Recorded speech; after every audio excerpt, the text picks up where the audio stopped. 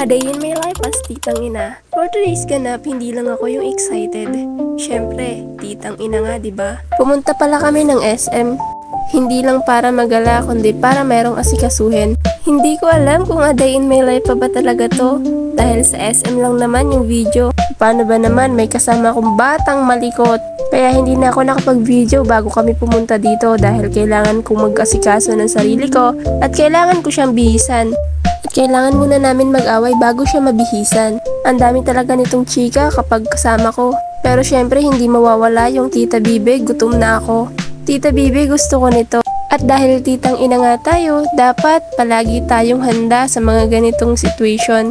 Kailangan may baon tayo syempre. Dahil bukod sa mahal ang bilihin sa SM, wala tayong budget at syempre dapat bago natin isama, i-briefing muna natin na wag kang hihingi ng ganito ha, wag kang malikot ha, pero syempre hindi mawawala yung pagiging malikot niya dahil bata pa siya at kailangan nating intindihin. Hindi mawawala sa bata ang pagiging malikot. Tsaka hindi ko rin maisip sa sarili ko na mawawalan ako ng pasensya kapag ganito kalambing ang kasama mo. Hindi ko rin lubos maisip na magiging ganito kalambing si Ivan sa akin. Dahil kahit hindi nyo tinatanong, nung medyo bata-bata pa yan, madalas kaming mag-away at madalas siyang mainis sa akin. Paano ba naman? Madalas ko siyang kagatin, pero hindi para masaktan siya. Sapat lang yung kagat para sa gigil na nararamdaman ko. Dito pala may nakita siyang kakilala niya. Ewan ko ba sa batang to, napakadaming kakilala. Paano ba naman lahat na makikita ang ngingitian at aapiran na tila ba tatakbong mayor paglaki.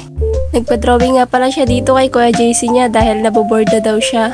Dahil medyo matagal yung aming ginagawa.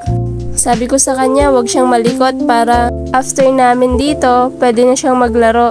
Kasamahan namin siya doon. At natapos na nga kami sa aming hinihintay.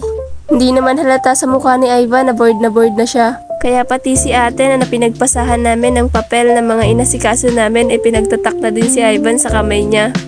At syempre, as I promise, dapat tutuparin mo yun dahil kung hindi kayo uuwing hindi siya nakangiti. Ay nako, dito pala hinayaan ko muna siyang mag-enjoy. Hindi lang pala siya yung nag-enjoy, pati ako. Syempre pati din si JC. Actually kasama ko rin si JC dyan. May sarili lang talaga siyang mundo kaya hindi siya nakikita sa video. Dito pala yung favorite na laruan ni Ivan. Paano ba naman palagi siyang nakaka-jackpot dyan? At ang dami niya laging ticket na nakukuha. Pero this time, mukhang may batang magsisimangot na naman. Pero madami-dami na din yung ticket na nakuha niya. And oops, may isa pa nga pala akong kasamang pamangkin. At syempre, enjoy na enjoy. Paano ba naman nanalo daw siya sa halagang 4 na tokens? Nakuha niya agad yung kinakain niya. Pinakita niya pa nga dito kung ano yung mga nakuha niya. Sabi ko nga dito, patikim nga niyan kung masarap yung napanalunan mo. At talaga namang hindi mo pagkakaila na titang ina tayo. Dahil sa dami kong bit-bit. At dito nga ay natapos na siyang maglaro at pinapalitan niya na yung mga tickets na nakuha niya. Kung mapapansin niyo pala, hindi ka tanawanin yung salita ko dito.